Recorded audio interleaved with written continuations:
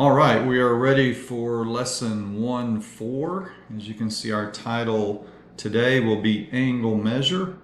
And our two objectives, the skills that we want you to leave with for today's lesson, we want you to be able to measure and classify angles, and then identify and use congruent angles and the bisector. What does that mean to be a bisector of an angle? So let's start with some terms. A key component of an angle is a ray. An array, by definition, is a part of the line, that has one end point, or sometimes you might think of it as a beginning point. But anyway, it has one endpoint and extends indefinitely in one direction. So just a quick example would be like this. This would be a ray, and this would be a ray. Has an endpoint, and then it shoots off in one direction only. It is linear. It's only one part of a line. But unlike a line, instead of going in both directions, it just goes in one. So an angle then is two non-collinear rays that have a common endpoint. The two rays are called sides. And the common endpoint is the vertex. So I've given you an example here of an angle. Notice that we have two rays that are not on the same line. They're non-collinear. And those two rays I've indicated here as sides. Notice how we name rays with letters. Okay, so let's take a look for a second at side AB. We only have one way of naming this side, which is also naming the ray, and that is the order of the letters and in the order that the ray extends. So in other words, I can't say that this is ray BA. Okay, this would not be correct because the ray does not extend indefinitely in A's direction with an endpoint of B. So this would not be correct. So the only way to name this would be the endpoint would go first, and then the point on the other side, the other point that makes up the ray, which is on the indefinite direction side, that would be the second letter. And you see the same thing happened here with ray AC. We could not call this ray CA because C is not the endpoint. And so vertex A, you can see that's the intersection, the common end point of these two non-collinear rays. And so let's talk about how we would name an angle. We got options. When naming using these three letters, it's always important that the vertex has to be the second of the three letters. So we could name this angle BAC, or we could also name it angle CAB. We just have to be careful when we're naming an angle that the vertex is the middle letter. But as far as these other two letters are concerned, it really doesn't matter. We also can name it, as you can see here, we can name using a single letter, but only if the angle, there's only one angle. I'll just read what I've got here. You can name an angle using a single letter only when there is exactly one angle located at the vertex. So if I've got more than one angle coming out here, then I can't use a single letter to name an angle. Now in this particular case I could. I could call this angle A, but there has to be only exactly one angle located at the vertex in order to use a single letter only. And then I've got one more option. I could call this angle 2 using the number on the inside. All right, so Let's take a look at some more terms. An angle divides a plane. Notice I've got this plane here with an angle on the inside. An angle divides a plane into three distinct parts. Points A, B, and C lie on the angle itself. Points D and E in this case would be considered on the interior of the angle. And then these 2 points F and G would be considered to be on the exterior of the angle.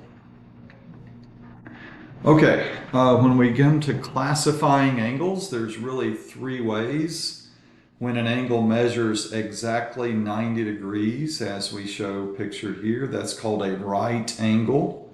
Probably have seen that in the past. Maybe you've seen all three of these in the past. An angle measures exactly 90 degrees. A right angle measures exactly 90 degrees. An acute angle, notice my red line represents 90 degrees. So an acute angle has to be less than 90. Okay, I would say particularly between 0 and 90 degrees. And then an obtuse angle is, this is notation for measurement of angle C. Okay, I know it gets a little confusing. These are greater than. This is just another way of saying between. The measurement of angle C, in order to be obtuse, has to fall between 90, so it's greater than 90, but it's less than 180. Okay, so it's somewhere in between 90 and 180 in order to be obtuse. All right, so we have right, acute, and obtuse that you need to be familiar with when it comes to classifying angles. Okay, so let's take a look at some actual homework examples using this figure. Let's name the vertex of angle 4. All right, so angle 4 is right here, and the vertex is identified by this letter U. So the answer for number 4 would be U. Letter B, name the sides of angle 3. All right, so here's angle 3. I'll just kind of highlight it here for us. The sides would be XW. Remember, there is meaning to the order because the ray has the endpoint of X and it extends through W. So XW is one of the sides. And then the other side, the other ray, is XU.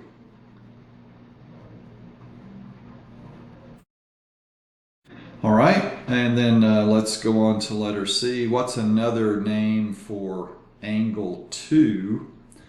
Well, we could call angle 2 using the letters. We could say angle XYU. Okay, XYU. We could also say it's angle UYX. And notice we can't say it's angle Y because remember what we said earlier, there has to be exactly one angle at this vertex, and there's actually two. We're going to talk about this a little bit later on in the course, what this is called. But there's another angle at this vertex, so saying angle Y would get kind of confusing. We're not sure which angle you're talking about. So I can't use the letter Y to name that particular angle in this case, so that would be my answer for letter C. And then letter D, what is another name for angle UXY? All right, well, there is, we could say angle 1 using just the number there. And we could say it's angle YXU.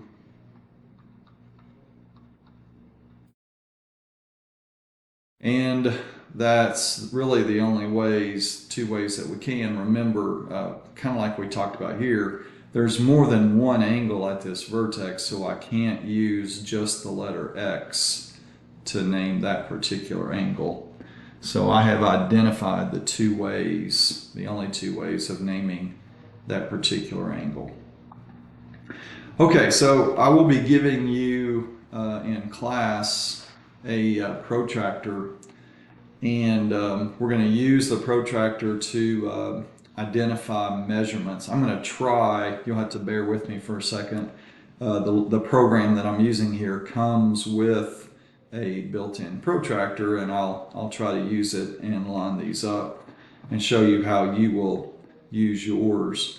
But basically what you're going to do is trace out these angles, and you'll have to extend them a little bit because as they're pictured in your book, I'm just going to let you put your paper over this image in your textbook, and you'll have to make them longer because if not, they won't reach this outer scale on the protractor. So we'll, like it says here, extend each ray. So we'll copy it and make it a little bit longer. And then we're going to classify each angle as right, acute, or obtuse. And then we're going to use a protractor to measure the angle to the nearest degree. So, all right, so let's just go ahead and walk through. You will have copied this onto your paper. Let's identify, we'll start with angle CFD. All right, so CFD looks like just from, if we compare it to CFB, which is 90 degrees, it looks smaller than 90 degrees. So it looks like angle A, CFD, or problem A, angle CFD, is acute. Now let me see if I can do what you're going to do. You're going to take your protractor, and the bottom part of the protractor, most of them that I've seen have a little open circle, and that's where you want to put the vertex, or you want to put the protractor, line that open circle up with the vertex. All right, so I'm going to take my protractor, and the bottom line, the bottom ray, I should say, of this angle should line up with the bottom of my protractor where it says currently 0 degrees. All right, so again, might need just a second because I've got to turn this and then move it.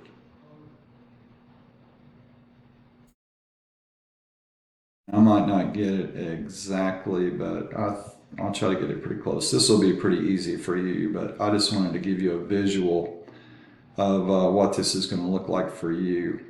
All right, and so your protractor, for you, you're going to be able to see where this angle shows up, and you'll be able to read whatever degree measurement that is. So it goes from 0 to 180, and then it goes that way also, 0 to 180. You'll notice angle measurements going both directions, 0 to 180 this way, and then it's doubled. All right, so 0 to 180 going in both directions. All right, so this one should come out to be 40 degrees. I'm a little bit off, it looks like. Yeah, it should be 40. I think I'm just off a little bit with lining it up. That makes it a little bit closer. Yeah, it's there. So I just wanted to show you, maybe you've never used a protractor before, but this is the kind of activity that you'll be doing on these problems. Okay, let me see if I can do another one here. Let's take a look at angle AFD.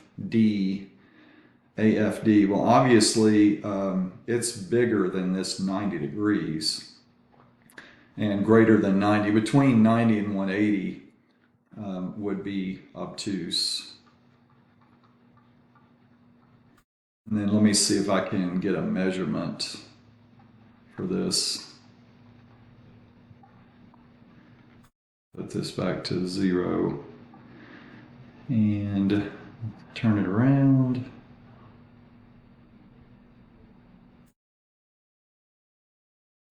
Line it up. Let's see if I can get the measurement. It should be 150. That looks like, yep, it's right on it. It's 150 degrees. Now, you won't actually be spinning or turning a dial. You'll just be reading the marks that show up on your protractor. All right, so while I'm here, let's just take a look at BFC. BFC, that's easy because that happens to be, you see the little symbol here, that always indicates a right angle. And we don't have to use our protractor for that. Right angles are always exactly 90 degrees. And then our last one will be AFB. AFB.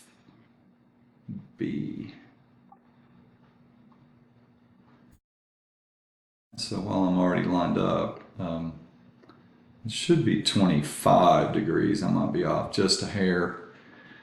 But obviously 25 degrees is an acute that's between 0 and 90.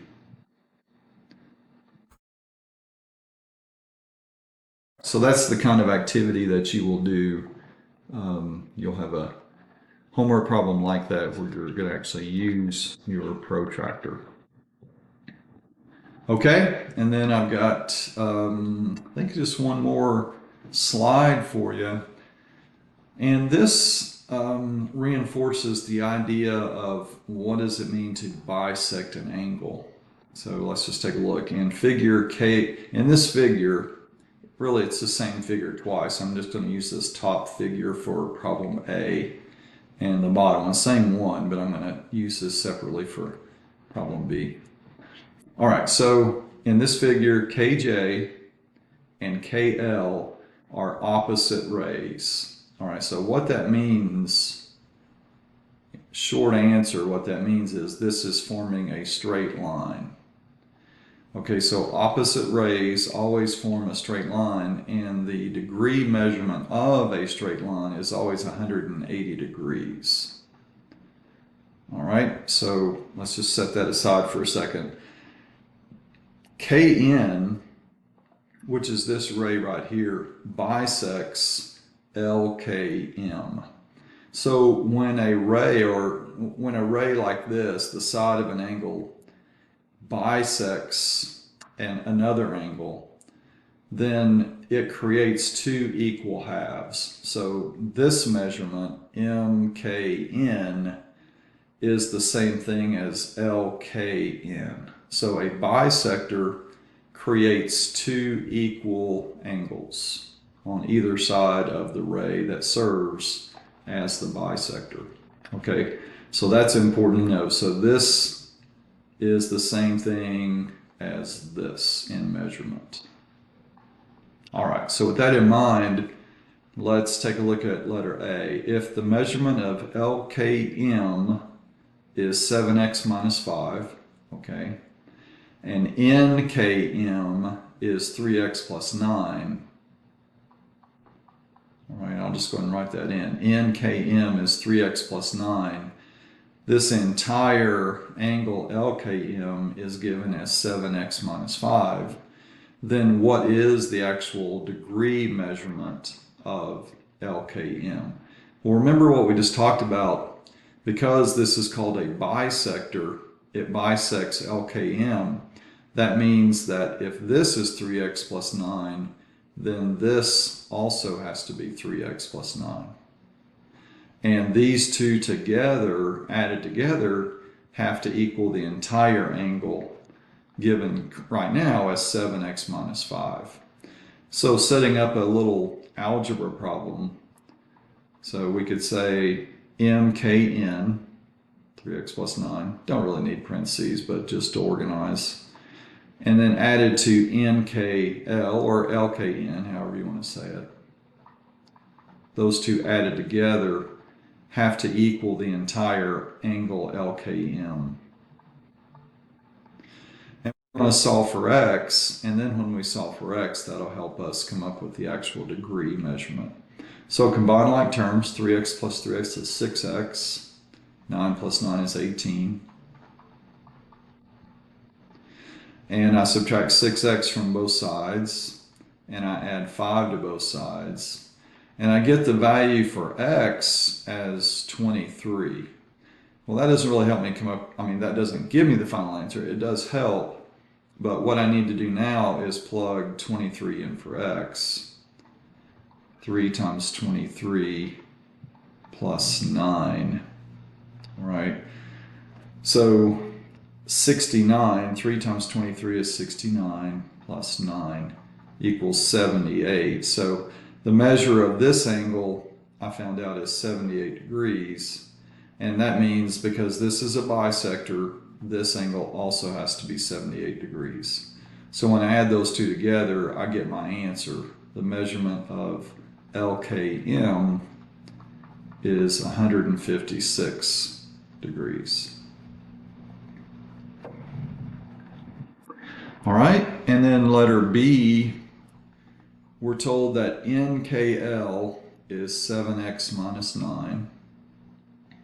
And we're told that JKM is x plus 3. What we're supposed to find out is what is the measurement of JKN. So we are supposed to find this. Well, remember, it's still true because this statement applies to both of these problems. It's still true that KN bisects LKM. So if this is 7x minus 9, so is this. Now remember, these are opposite rays, so it's a given that if these are opposite rays, they create a line. And lines are always measured at 180 degrees. So all three of these separate angles added together should add up to 180. So we're going to create another equation. All right, there's JKM added to MKN added to NKL, and all three of those together should add up to 180. And now we combine like terms. X plus 7 plus 7x is 15x. 3 minus 9 is negative 6. Minus 9 is negative 15.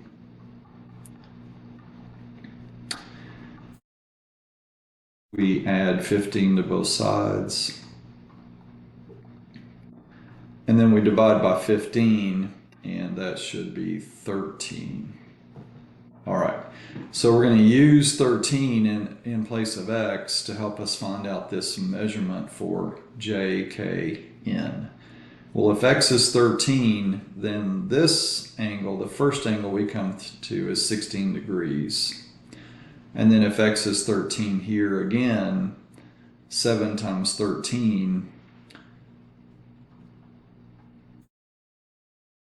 is 91, and 91 minus 9 is 82.